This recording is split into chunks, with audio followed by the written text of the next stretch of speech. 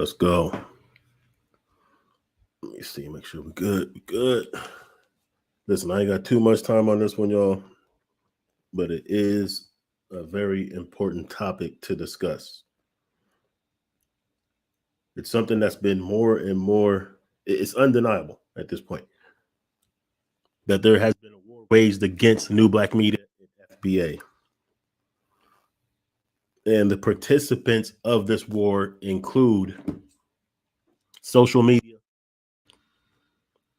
tethers, agents, mainstream media, law enforcement, the judicial system, business, different agencies of the United States government, including the FBI and IRS, attacking small businesses. And I've just been noticing it more and more, and it's undeniable. And we have to understand what we're up against and why, because they're emptying everything on us right now. They're leaving no stone unturned right now. And understand why this is. Your enemies only come at you this hard when they know you're on the verge of winning or changing the dynamics and flipping the field on them, as you would say in football. See, now that we are starting to gain progress, we've already shown that with the new Black media and with social media, we're able to put certain things out there and get things done. We've been moving the needle on reparations. Because of the new Black media backed by social media, we've been able to shed light to some of the stories that they wanted to bury. Some of the stories that the mainstream media with the black puppets aren't covering. See, we've been able to move the needle in social justice, move the needle in reparations, move the needle and capture the audience of our people. You know, even though I always put not interested anytime I see Roland Martin. And of course, Roland Martin has blocked me on Twitter. But even though I still see notifications for his videos. And for someone whose YouTube channel claims to have 1 million followers, I've seen him with 25 people watching him live. Think about that. Now, I know this channel is small. I don't even have 1,000 subscribers, but I've had 25 people live. How can you have 1 million followers and you could only get 25 people to watch you live? And then we have even small channels in the new Black media that can get 25, 100, or in the case of like Professor Black Truth, Tariq Nasheed, and others, they can get thousands. So like that just shows you where the people are at. The grassroots are not tuning in to their puppets. So that's why they're attacking us the way they are. So I'm going to get into this story in a minute, where you can see the story that's happened that was pretty close to home. It was right, like where this shooting happened. I was frequent that spot at least 4 or 5 times a week when I was in Seattle before I came to Texas, which is recently. So they're attacking us like that. But here's a pretty interesting. Let me see. Let's get to this real quick. This is a pretty interesting story some of y'all might have seen. This is Mark Lamont Hill, who's also blocked me from Twitter, who we know is a shill for the mainstream media and a Democratic puppet. So this is him and Eric Dyson, right? Upset because they're not getting the shine and people aren't recognizing them as the go-to for information when it comes to us. Check this out. Welcome back to the Grill. This is Mark Lamont Hill, and I am joined by Dr. Michael Eric Dyson. He's been talking to us tonight about everything from religion to pop culture. Doc, I got to ask you a little bit about politics as well. We were just talking about the blogosphere and the role of social media. It seems to me that there's a whole universe out there that gets its politics from social media as well. And in that space, people like Candace Owens have become giants. In that space, we see a kind of Black Republican movement. We see folk who don't believe the world is round. I mean, all this stuff operates. I mean, it seems like there's a whole other community of knowledge that didn't exist before. Is it dangerous? Oh man, it's dangerous. You brilliantly summed it up. It's extremely dangerous. And speaking of misinterpretation. So my question is, who is it dangerous to? Who is it dangerous to that our people get a choice of who they want to tune into? Why is that dangerous, and who is it dangerous to, and why? It's dangerous to their ability to be able to sell themselves as our representatives. Now, in the case of Mark Lamont Hill, he's not even FBA.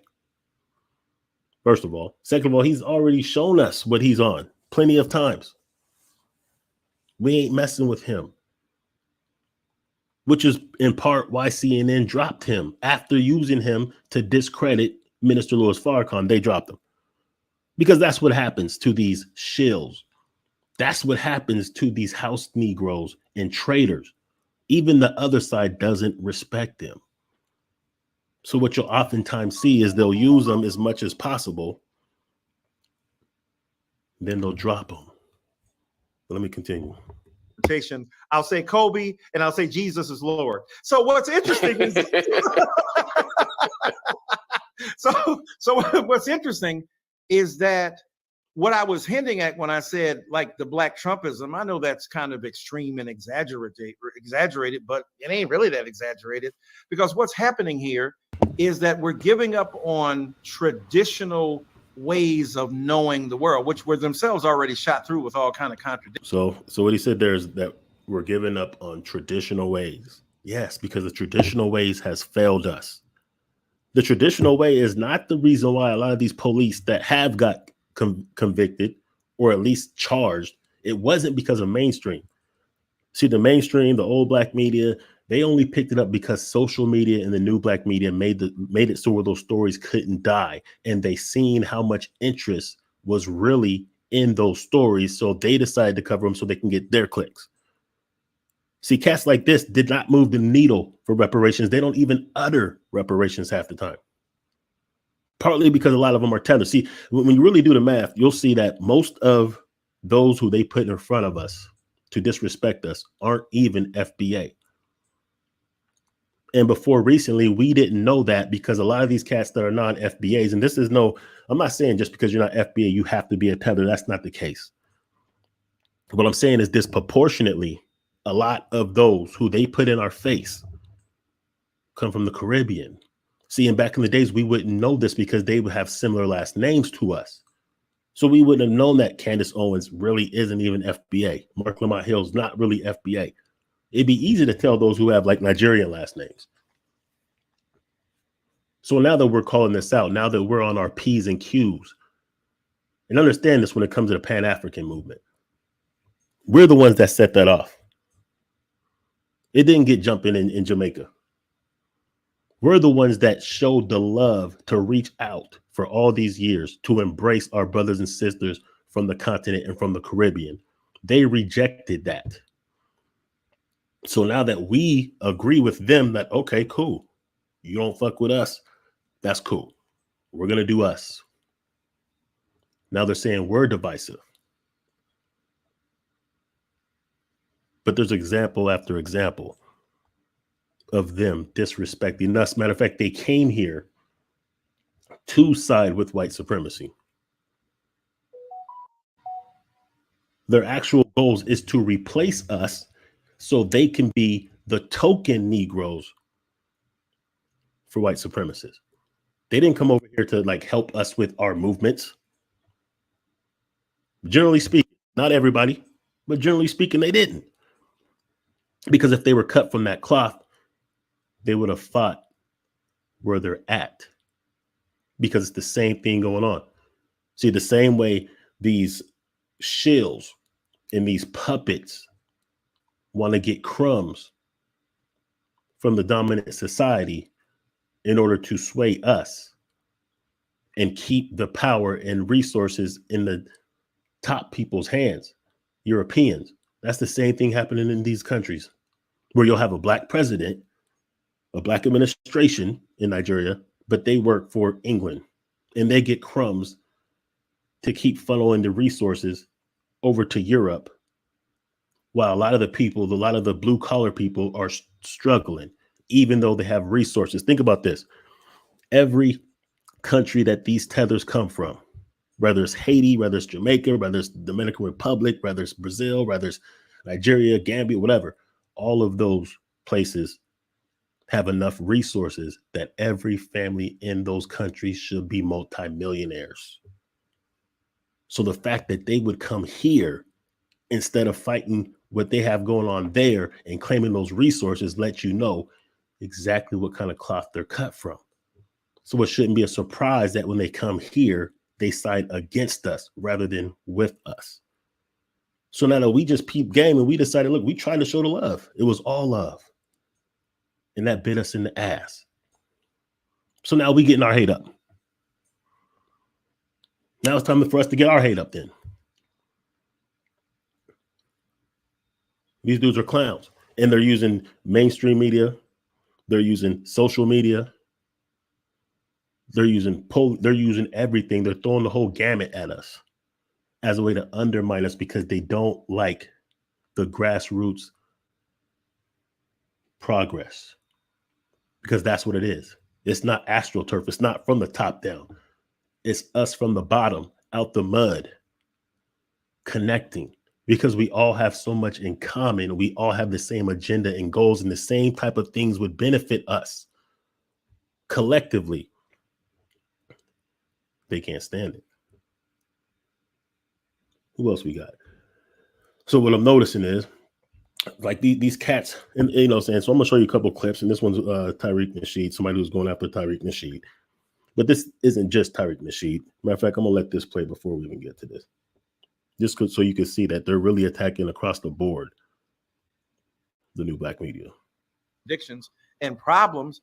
But the difference is if you're getting your news from social media. Now, if social media is the delivery mechanism to download the Washington Post or the Nation or the Guardian or whatever progressive or conservative magazine you happen to be reading, that's one thing where they vetted these ideas, where journalists have been journalists and tried to look at trying to be as fair as possible. But you ain't got none of that kind of constraint going on in the world of the blogosphere. For instance, a black woman was claiming that a white professor at the University of Idaho, I think it was responsible for the death of those 4 students at the University of Idaho. And 2 days later, they arrested a young man who was a PhD student in criminology at the University of Washington, not 10 miles from there. Now we don't know. Maybe this blogger has some deep inside knowledge that this professor was involved, but the professor has now sued her, saying you can't just make stuff up in the you can't just tell people I killed 4 people, right? Like, but she's doubling down. Oh, I know it. You won't prevail against me. So my point is, yes, it's dangerous, and that is more that kind of extremes. People go, oh, we know about that, but no. Well, so like in that case, I would say that should really be an indictment of any goofy social media. QAnon does the same thing. They make up conspiracy theories and make false claims. But when it comes to the new black media, you don't see misinformation. You just don't. So they're just mad because they're not the go-to anymore. See, social media is now decentralized. Media now is decentralized, meaning it's not just one person giving orders to all the other networks saying, this is what we're running. Now you have a camera on your phone so you can report what you see uncut and we can get it straight from you. So now we actually have more options now to where to get our media, because what we already know is that the mainstream is not exactly the most honest in their reporting. They have corporate sponsored agendas in what they say. They have pecking orders that they have to abide by. So some topics are always going to be off limits. This is why you only start seeing reparations even uttered, only because the grassroots has made it such an issue and we have threatened to collapse their political system. It's the same thing. It's the same principle that regulates the distribution of knowledge and authority of what is higher or lower in the hierarchy. So when you're putting up higher stuff, I mean, it used to be Jon Stewart. Now that looks like I wish Jon Stewart was there to give him. Cronkite. He's like Walter Cronkite now compared to what we're dealing with. Does that? But that lets you see right there. What that lets you know right there is that he's basically saying they would rather get their news from a white comedian than grassroots brothers and sisters that are really actually connected to the people directly. Which is why we're throwing these guys away, because they're garbage. Frustrates you as an intellectual and as a professor, because suddenly you're in the same room with someone who doesn't read books. You're in the read. You can stop without saying right. Who doesn't read exactly, and so and to the public, there's no difference. So on the one hand, you're put next to someone who might have a PhD, say in finance, or just hypothetically, who doesn't read about black folk, but calls himself a black scholar. You know, we'll call him Boyce, right? And then you got the person who just Googles stuff, right? Then you got the person who just makes stuff up and who's just engaged in kind of demagoguery, right? Then you got the white person pretending to be black on the internet with a fake profile pic. And all these people are in the same room, and y'all are having a debate about whether a vaccine works. You're having So right there, he just took a shot at about 4 or 5 different people. Professor Black Truth, Boyce Watkins, Tariq Nasheed. He's basically just taking a shot at all of those who we've already deemed valid in their capacity to deliver news and narrative, who have already been able to move the needle with less than these corporate sponsored coons, because they never uttered reparations. They only dance around it now that they can't act like it doesn't exist. So they're mad because they're on their way out, because they're not going to change their narrative to fit what's beneficial for us. They just want to be called up by CNN and MSNBC to get a check to tell us what white supremacists want them to tell us. And we're saying, nah. See, YouTube is actually outdoing TV channels. And this is across the board. This isn't just like with our people. This ain't just FBA. News stations across the board are losing audience to the internet. So there's that. Then here's when it comes to the grassroots, here's this dude. And one thing I've been noticing about these cats, I'm gonna play this real quick though.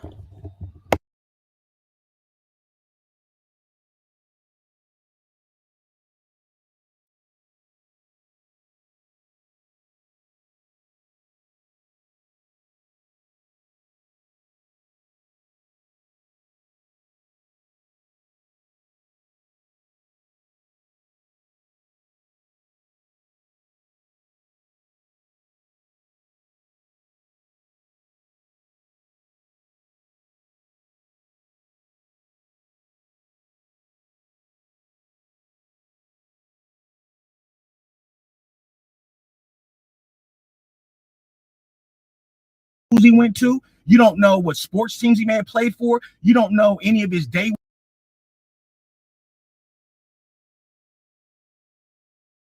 I'm not saying that Tariq Nasheed is CIA or FBI or nothing like that. However, we do know that the CIA has had links to Hollywood in the past. We also know that Tariq has been clicked in with Hollywood, right? You just don't get on the Tonight Show. You just don't get into documentaries with Michael Moore. You just don't get on the MTV shows and whatnot. Okay, like you have to be clicked in to be able to do that. He has zero origin story. It's not really a big deal that he changed his name, because a lot of people change their names, but you're always able to find the person's original name. Not with Tariq. You don't know nothing about his origin, really. You don't know like what high schools he went to. You don't know what sports teams he may have played for. You don't know any of his day one friends. You don't know nothing about that. And this is who you guys are comfortable with leading the reparations fight? Somebody with zero origin story and lies a lot? I'm not saying. I'm gonna tell you the truth. I wouldn't care what sports team he played for in high school, what high school he went to, what his name was before he changed it, or that goes for anyone else, if I can see tangible results to what they're doing. If I could see tangible results, because this isn't about an individual, this is about a movement. This is about an agenda. This is about a purpose. And if that purpose is starting to be fulfilled, why do we care? The people are interchangeable. The people can mislead you. The people can change their minds. But we have our goals set on certain agendas and certain objectives. So that's what we're following. That means a lot more than what a person's name is, what football team they played for in high school, and all this other stuff.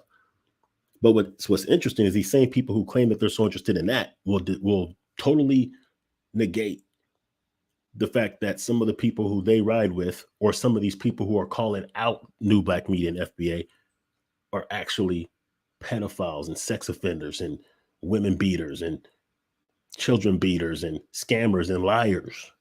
You can look past documented evidence to make conjecture about people who you don't like. Like, the hate is real, the war is real. And I'm going to have to end this pretty soon, you guys. But I'm going to show you this too. And I think some of y'all have already seen this. This just shows the contempt and hatred that a lot of these cats have for us across the board when it comes to these tethers. And when I say tethers, I don't mean just because you're not FBA. I mean because you're not FBA and you're purposely going against the grain because of hatred. If you was making sweet potatoes, do you put 1 cup of water or do you put 2 cups of water? What kind of sweet potatoes? Sweet potatoes, candy yams. Candy yams? How much sweet potatoes am I making? You feed how many? Cooking channel? You feed how many people? 1 cup of water, 2 cups of water. How many people are we feeding? It doesn't matter? Nope. 1 cup of water, 2 cups. Well, I'm born and raised African. I'm not African American, so I don't know y'all culture. But if I were to make it, oh no, shit. 2? Sweet potatoes, you don't put no water in it. I'm gonna have to pass. Wait, so you wanna steal? So y'all both gonna walk away? You gonna walk, okay? Yeah. That's slave food. I don't do that, babe. I'm not a slave. I was never a slave. See, this is how they really feel. I don't know how slaves cook. See, she was willing to date, have sex, and all that. But underneath it all, this is how she really feels. All their ass came from. Your ass don't know. You So clearly you. So, like, the hatred is real. And these are the kind of cats that are hating on us, by the way. These are the kind of cats that are hating on us. Cats who come from culture. See, they always talk about our culture and how we don't have culture and their culture is so much greater. But 70% of married women in Senegal are related to their husbands. Up to 80 in some places. And we're supposed to give a damn. These people look like brothers and sisters right here, get married. And we're really supposed to care about what they think or wonder why they come with these retarded ass ideas, because they're probably retarded. So we're going to call it part 1, and we'll get to part 2 tomorrow, y'all. I do got to exit the spot. I got to shake the spot. Make sure you like, subscribe, comment, all that good stuff, and be prepared for part 2. Peace.